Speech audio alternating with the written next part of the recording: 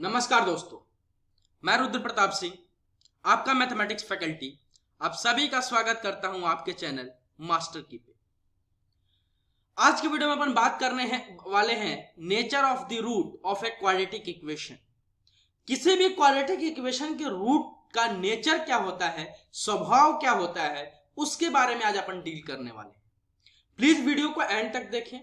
मैं आपसे प्रॉमिस करता हूं कि नेचर ऑफ रूट में के एक एक पॉइंट आपको काफी अच्छे से क्लियर होने वाला है और ऐसा बताऊंगा आपको कि आपको कभी याद रखने की जरूरत ही नहीं पड़ेगी, अपने आप आपके माइंड में वो सेट होने वाला है।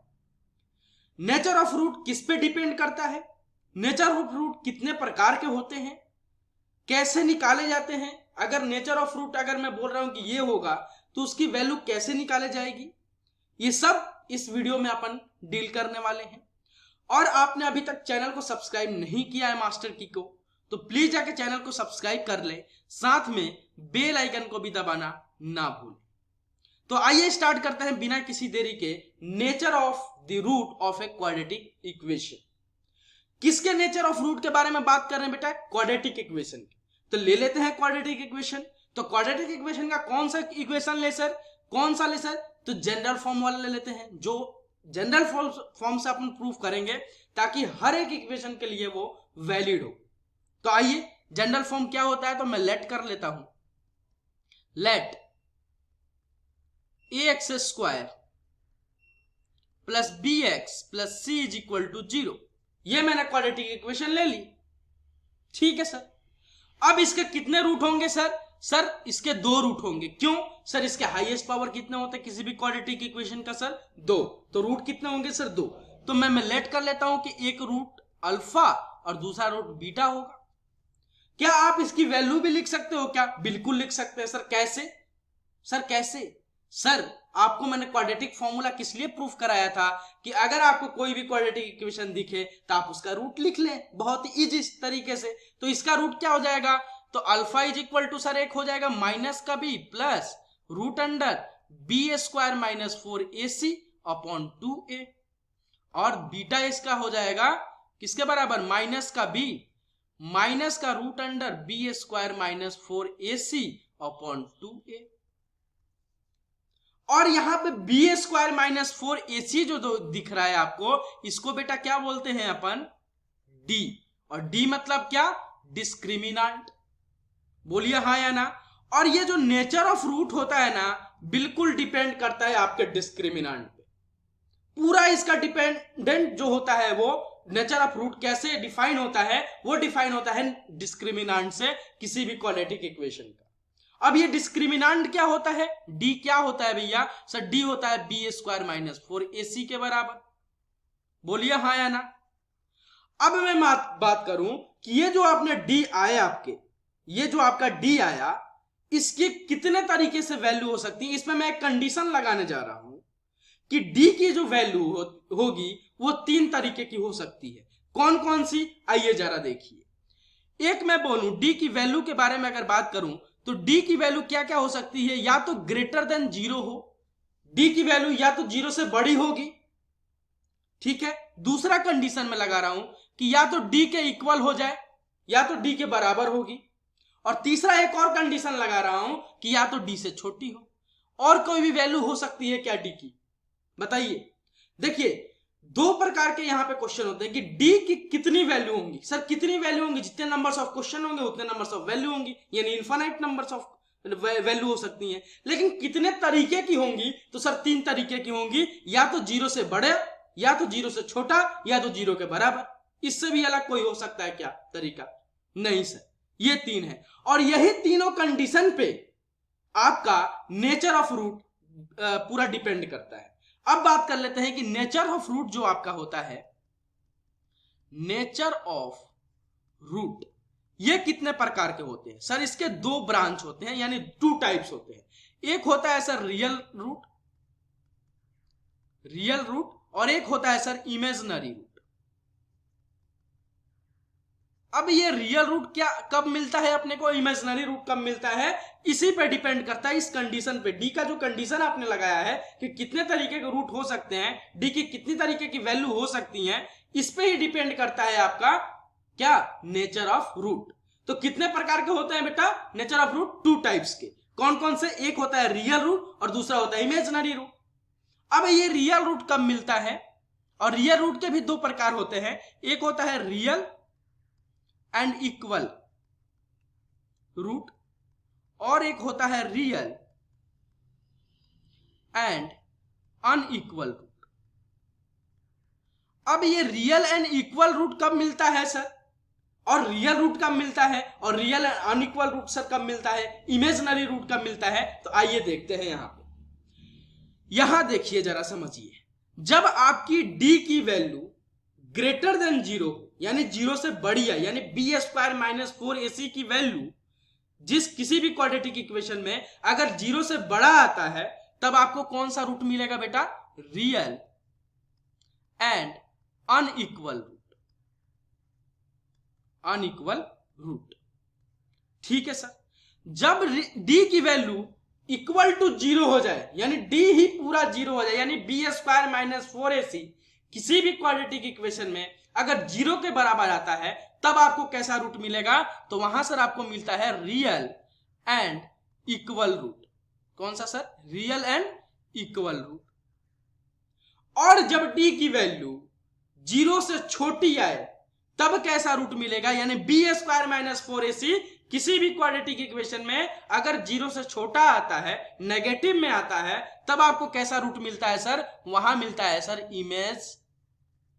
Imaginary root.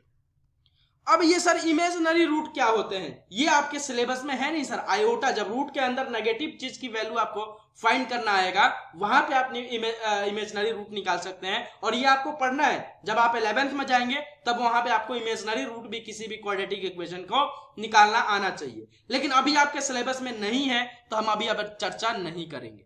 तो क्या सर डी की वैल्यू जब ग्रेटर देन 0 आ जाए तब हम कैसे फैक्टराइज करेंगे किसी भी क्वाड्रेटिक इक्वेशन का? तो सर अभी आपको फैक्टराइज नहीं करना है। तो यानी यार सर डी की वैल्यू अगर 0 से छोटी आ जाए, नेगेटिव में आ जाए, तब आपको आंसर में क्या लिखना है सर? नन, या फिर लिख देना है this quadratic equation has no real root. अभी आपको टेबल में बना के दूंगा कि कैसे कैसे आंसर होता है। अब बात आती है कि सर डी की वैल्यू जब ग्रेटर देन 0 हो तब तो मिलता है रियल एंड अनइक्वल रूट। जब डी की वैल्यू 0 आ जाए, यानी बी स्क्वायर माइनस 4ac अगर 0 आ जाए, तब आपको real and equal root. Sir real root कब मिलता है? जब डी की value greater than equals to 0 हो जाए, यानी ये ग्रेटर देन और साथ में इक्वल्स टू 0 हो, तब आपको मिलता है रियल रूट। या तो डी की वैल्यू 0 से बड़ी हो या फिर डी की वैल्यू 0 के बराबर हो जाए, तब आपको कैसा मिलता है बेटा? Real root. तब कैसा मिलेगा? बस रियल रूट। लेकिन आपसे अगर पूछा जाए कि रियल एंड इक्वल रूट कब मिलता है, रियल एंड अनइक्वल रूट कब मिलता है, तब आपको ये कंडीशन भी रखना पड़ेगा। जब रियल एंड अनइक्वल रूट की बात हो तब आपको डी ग्रेटर देन 0, यानी एक ही कंडीशन होगा यहां पे। जब रियल एंड इक्वल रूट की बात हो तब आपको एक ही कंडीशन होगा कि डी 0 के बराबर होना चाहिए, ग्रेटर देन से आपको मतलब नहीं है। लेकिन अगर बात हो केवल रियल रूट की तो आपको दोनों कंडीशन सेटिस्फाई हो जाना चाहिए, या फिर दोनों में से कोई एक भी सेटिस्फाई होगा तब भी वैलिड होगा, तो ग्रेटर देन या फिर इक्वल टू। तो आई होप कि आपको ये नेचर ऑफ रूट के जो कंडीशन होता है इसके बारे में आप अवगत हो गए, आपको पता चल गया, और इसके बारे में आपको भी पता चला।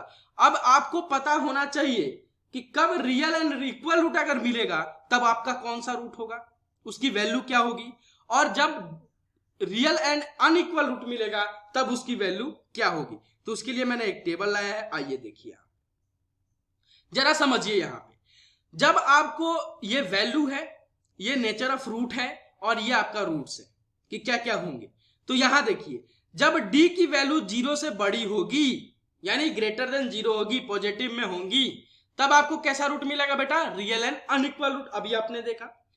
और वो रूट क्या होगा? तो वो रूट होगा सर किसके बराबर होगा? x is equal to minus का b plus minus root under d upon 2a के बराबर, जो आप अभी तक के सारे क्वेश्चन में निकालते आए हैं वही होगा आपका। ठीक है।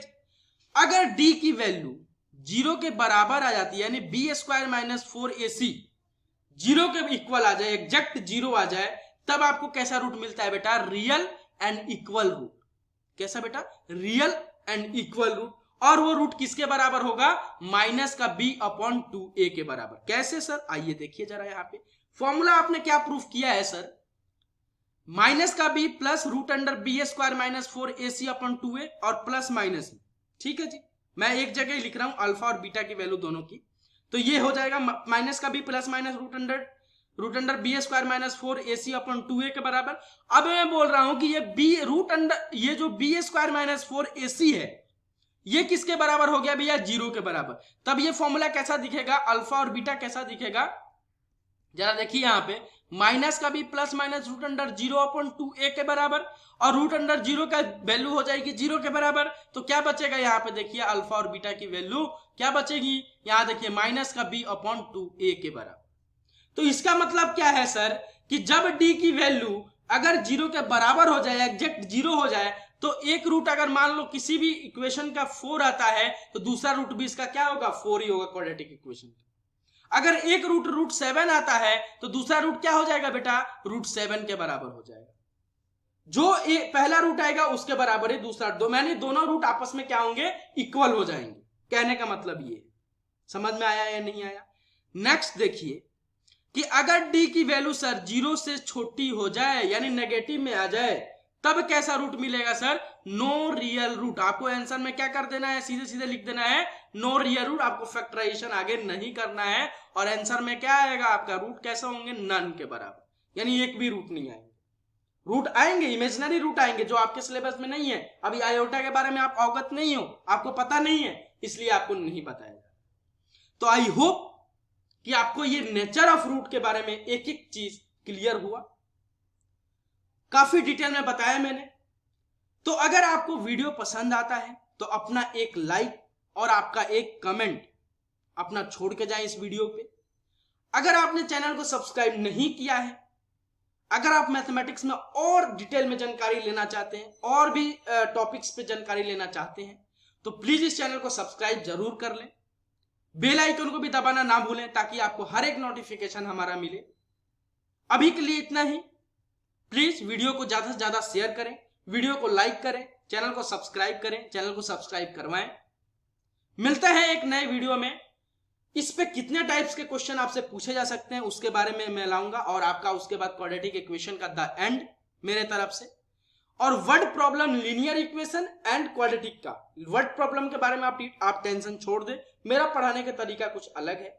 वर्ड प्रॉब्लम को मैं लास्ट में बताऊंगा आपको एक साथ ही, वर्ड प्रॉब्लम का शॉर्ट ट्रिक क्या होता है, वर्ड प्रॉब्लम के क्वेश्चन को कैसे किया जाता है। तो प्लीज अभी के लिए इतना ही, और नेक्स्ट वीडियो में आपका क्वाड्रेटिक खत्म होने वाला है, उसके बाद अपन एपी स्टार्ट करेंगे, अर्थमेटिक प्रोग्रेशन। तो मिलते हैं एक नए वीडियो में जल्द ही। जय हिंद, जय भारत।